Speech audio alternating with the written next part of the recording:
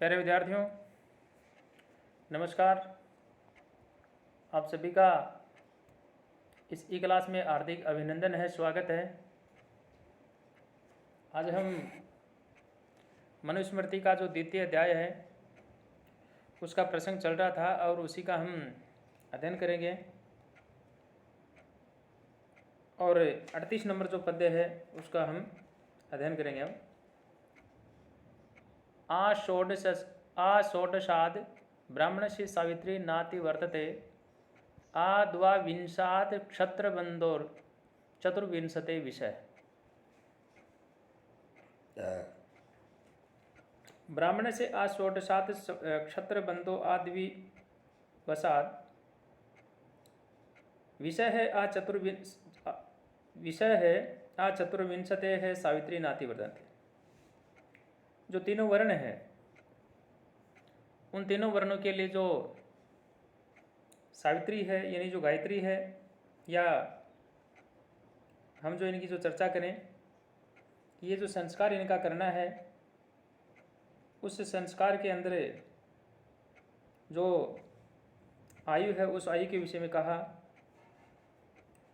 और बहुत ही सरल शब्दों में यदि हम इनको समझने का यदि हम प्रयास करें तो वर्तमान में जनेऊ जिसको हम कहते हैं, यज्ञोपवीत संस्कार नाम था उसका तत्कालीन समय में, वर्तमान में भी वही कहते हैं इसको, उसकी अंतिम सीमा कही है। ब्राह्मण से आषोडशात् यानी ब्राह्मण वर्ण है वह 16 वर्ष तक का क्षत्रबंधो द्वाविंशात है, और क्षत्रिय जो वर्ण है वह है 22 वर्ष तक।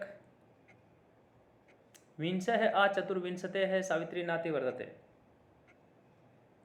और जो वैश्य वर्ण है उसका सावित्री का जो अतिक्रमण नहीं होना चाहिए, अर्थात 24 वर्ष तक जो है उनका संस्कार जो हो जाना चाहिए। और उस संस्कार के अंदर जो है उनकी उपनयन संस्कार की जो आयु है उसके विषय में बात कही है। तो मैं आपसे ये बात कह रहा था कि यहाँ तीनों जो वर्ण है, ब्राह्मण है, क्षत्रिय है, वैश्य है, उनमें जो वर्ण है उन वर्णों की क्रमशः 16, 22 और 24 वर्ष तक ये संस्कार करना चाहिए, ये यहाँ पे कहा है। जो सावित्री शब्द है यहाँ बहुत सारे इसके अर्थ जो है हम ले सकते हैं, लेकिन हमारे इस पाठ्य पुस्तक से संबंधित जो शब्द है उसको हम ग्रहण कर लेंगे। उदाहरण के लिए ऋग्वेद का एक अपने आप में नाम है, उसको भी कहते हैं। एक विशेष मंत्र है जिसको गायत्री मंत्र कहते हैं। एक यज्ञोपवीत संस्कार है जिसकी हम चर्चा कर रहे हैं।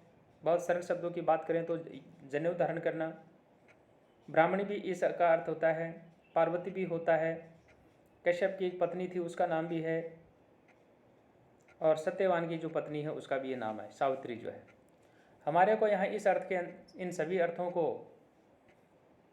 ध्यान में रखते हुए और केवल अपने को यहाँ जो गायत्री मंत्र है उस गायत्री मंत्र के साथ साथ में जो हमारा यज्ञोपवीत जो संस्कार है उसकी हम चर्चा करेंगे, उसके विषय में बात कही है। आगे 39 नंबर जो पद्य है, इस पद्य के अंदर जो है जो व्रात्य हैं उनके स्वरूप के विषय में कहा। अत ऊर्ध्वं त्रयोपि एते यथा कालं संस्कृताः सावित्री पतिता व्रात्या भवन्त्या आर्य विगर्हिता। अतः ऊर्ध्वं यथा कालम असंस्कृताः एते त्रयः अपि सावित्री पतिताः आर्य विगर्हिता व्रात्याः भवन्ति। जो द्विज ब्राह्मण क्षत्रिय वैश्य उनकी उपनयन संस्कार की अंतिम जो सीमा बताई थी अभी 16, 22, 24 वर्ष थी। यदि इस आयु तक उनका उपनयन संस्कार नहीं हो पाता है तो फिर वे उपनयन संस्कार से हीन होकर के व्रात्य हो जाते हैं। इसमें छोटा क्वेश्चन ये बन सकता है कि व्रात्य किसे कहते हैं। ये इसका यहाँ छोटा क्वेश्चन जो है वो बन रहा है। और कहा अतः ऊर्ध्वम यथा कालम असंस्कृता, ये यज्ञोपवीत जो संस्कार है उसका समय बीत जाने के पश्चात ठीक समय पर जिनका संस्कार नहीं होता है, ऊर्ध्वम यथा कालम संस्कृता एते त्रय है, ऐसे ब्राह्मण क्षत्रिय वैसे तीनों वर्णों का जो पुरुष जो सावित्री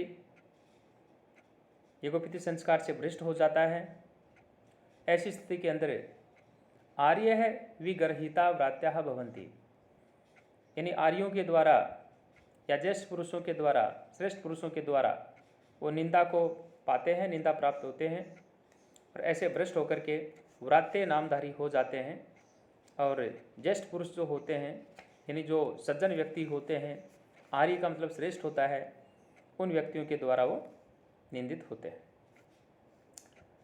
अनुष्टुप छंद का उदाहरण है सारे। नैतेर पुतर विधिर्वदा पद्यपि ही करहिचित। यहाँ जो बात आ रही है, हमारे 40 नंबर जो पद्य है उसकी जो बात आ रही है, और उस बात के अंदर कहा कि इस प्रकार से जो है जो ब्रह्मचारी होता है वह ब्रह्मचारी व्रात्यों के अध्ययन या व्रात्यों के साथ साथ में वेदाध्ययन एवं विवाह आदि संबंधों का जो है उनके लिए निषेध कहा।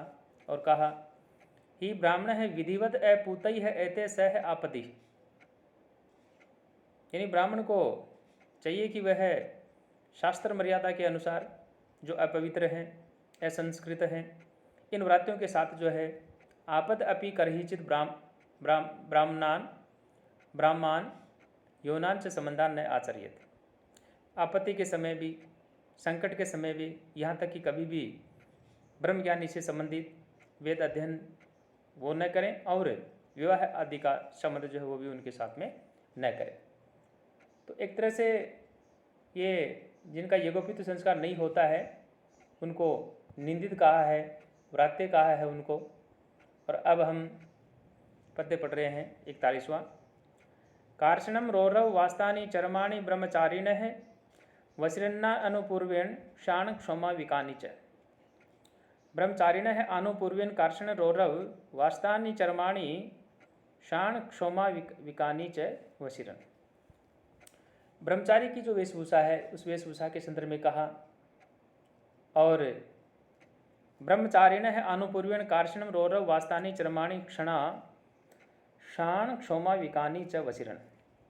ब्रह्मचारिणः ब्राह्मण क्षत्रिय वैसे वर्ण के जो ब्रह्मचारी हों कर्म से है। कार्षणम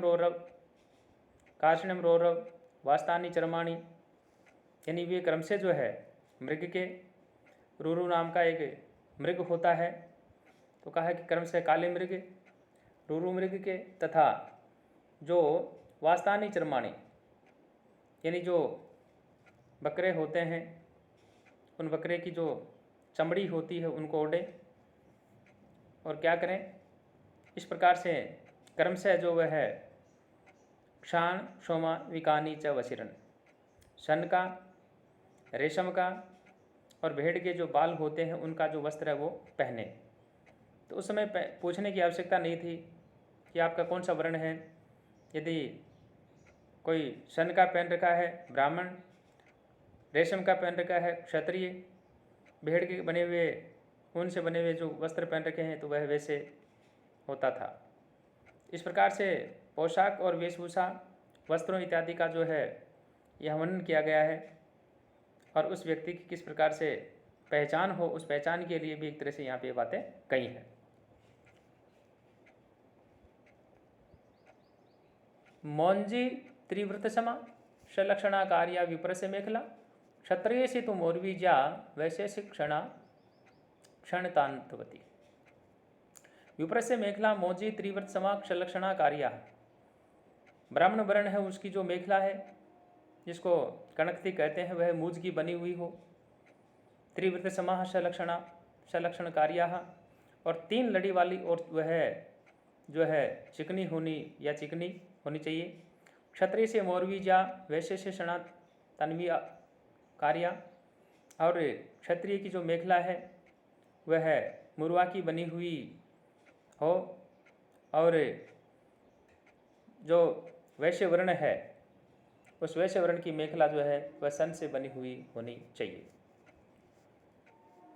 प्यारे विद्यार्थियों, यहाँ उपनयन संस्कार के साथ साथ में जो तीनों वर्ण हैं, इन तीनों वर्णों के लिए यहाँ किस प्रकार से किस किस की इनकी मेखला जो बनी हुई हो इसके विषय में बात कही है।